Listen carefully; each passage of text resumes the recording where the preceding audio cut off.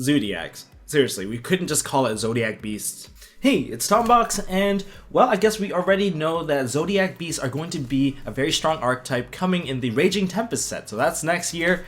And based on how they're doing in OCG, we all can, okay, most of us will agree it is tier 0, if not all of us. Seriously, they are dominating every single freaking tournament right now. Well, their main mechanic is that they're a one-card Xyz deck that basically piggyback off of each other. They're all Beast Warriors, so they get supports from like Tenki, Tensu, you know, the Beast Warrior stuff. But what makes them really crazy is that all the Xyz monsters, they have beneficial effects from gaining advantage from searching the deck, or reusing XYZ materials in the graveyard, or just controlling the board by popping any face-up card on the field via a quick effect. Alright, that's basically most of the main monsters, except for the very most important engine card, Momorat. This mini mouse of a monster basically gives the XYZ monster the effect to summon out more of itself. So basically swarm the board with rats, and they are level 4 Beast Warriors, so you can use them to XYZ into even further plays. And of course, you can recycle it. It's once per turn, but technically it is not once per turn because it's not that hard once per turn, so each of the monsters that have it attached can use the effect. So that's how they generate most of their advantage. And from there, they can 1 card plus 5, maybe? Now, the archetype's playstyle is that they are a combo control deck. On your turn, they're going to interrupt you as much as they can and, you know, control your tempo. And then on their turn, they're going to push really hard and gain more advantage. The deck can simply win by just outnumbering you in the number of cards that they control because they generate so much advantage. And if you do 1-for-1 trades, you're probably going to lose. Also, the deck is capable of really fast recovery. They have extreme consistency with 1-card combos to actually kind of kick things off. So that's why they are the best deck / engine to play right now. Rather than just sit here and take it when the time comes when they arrive in TCG, let's prepare ourselves for this deck. So this is going to be my top 5 cards to counter against Zodiac Beasts. Starting off with the obvious choice, Maxi. Now Maxi, against a special summon reliant deck, you obviously can gain a lot of advantage or mitigate the advantage that Zodiac Beast will use against you, perhaps even stun their turn.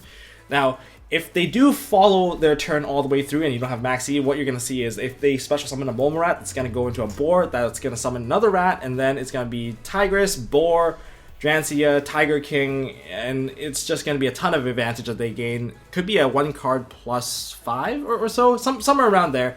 But if you do use a Maxi, you can gain that many cards, and no one wants to play against a person that basically double their hand size and can answer almost any board at this point.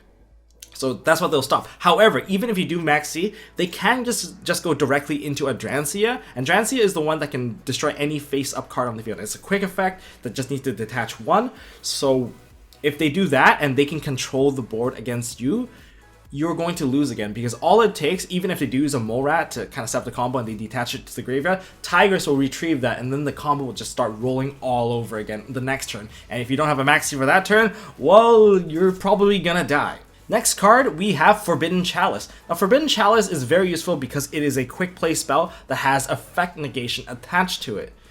And also, because Zodiac Beasts don't exactly have very much attack, aside from the stuff that they gain from the monster stacked under it, that part will also be negated, so they'll be pushed down to 400. So on the damage step, you can clear these monsters. On your turn, you can use it to turn off Drancia, so the Drancia can't pop your stuff. And on your opponent's turn, you can prevent them from going off with Momorat, because the monster that is activating is the Xyz monster. They're gaining the effect from the stuff stacked under it, and if you negate that monster, everything else under it basically deactivates. So that's actually very useful, and being a quick play, you can use it in the damage step. If they try to do like Viper and clear off your monster, they'll take a ton of damage and they can't clear your monster basically. Very useful stuff. I would suggest not trying Breakthrough Skill, because Breakthrough Skill is a trap, so you're going to be a bit behind when you try to use this card. So you are not going to get the immediate satisfaction of kind of getting rid of the problem right away.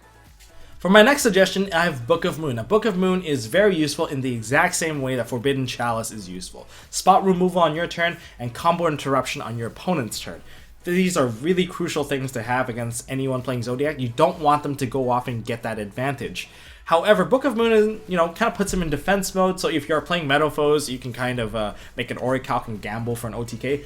Zodiac Beasts don't have high defense. They normally, in the meta builds, they don't run the defensive ones, so they don't have the defense stat, so double damage all the way.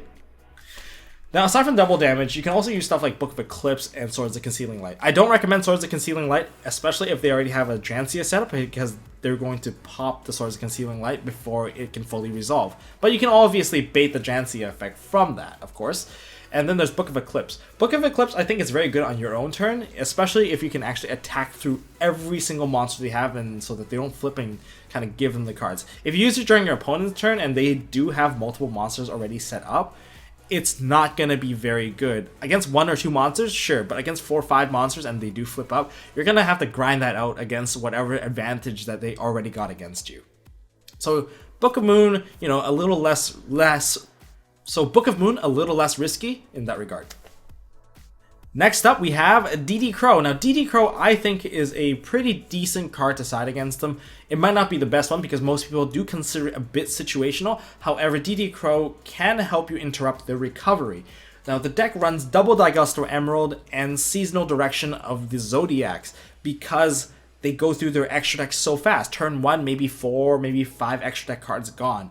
And Seasonal Direction is basically a Jar of Avarice, which requires them to return 5 different named Zodiac Beasts back into the deck, and they can draw 1. Including the extra deck stuff, you know, it's pretty easy to kind of set that up. And of course, Digusto Emerald, shuffle 3 back in, and then you draw 1.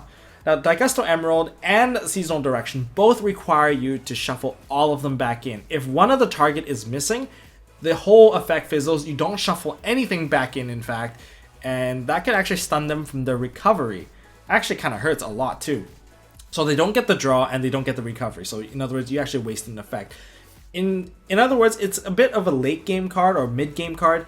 Now there are other situations where the DD Crow can be used in the early game. It is a bit more situational. If your opponent normal summons Momorat and tries to combo off from there, eventually they'll go into a Tigress to reattach Momorat to create the second Xyz material rat. You can DD Crow that and prevent the second material from coming out, which kind of stops them from making stuff like Tiger King, like Fire Fist Tiger King. My final card, I have Flying Sea. Flying Sea, of course, like, why not? Like, interrupt any deck that uses XYZs. That is very much true. However, you have to be very, very careful when you play this card, because if you use it at the incorrect timing, it's just going to die and it's going to facilitate into more combo pieces for your opponent. That card I'm talking about is Element Triangle of the Zodiac Beast. That card lets them pop a face-up card they control to summon out a Zodiac Beast from the deck. So basically summon a free Momorat from your Flying Sea if you time it incorrectly. So you have to wait till your opponent uses that card first before you drop the Flying Sea on them to actually stun them out. Otherwise, this card will basically buy you the turn that you need to establish control before your opponent and never let them take that control out of your grasp. Like, Flying Sea can just blow them out really easily because they are super dependent on the extra deck. And without the extra deck, their monster stats are really low and they don't have anything for removal or anything. So they're almost basically playing a deck of vanillas at that point. So that would be my suggestions. However, I do have a couple other cards that I do want to talk about, like Raigeki Dark Hole. Like, for a long time, Konami has been making decks that have been floating like crazy or have really, really easy recovery. This deck requires Digusto Emerald and their trap to do the recovery for them, which is a little bit slower than the other ones. Like BA immediately floats into something else. Necros, when they have nothing in the graveyard, start banishing and you just go off again. And even ABCs. ABC is like, what?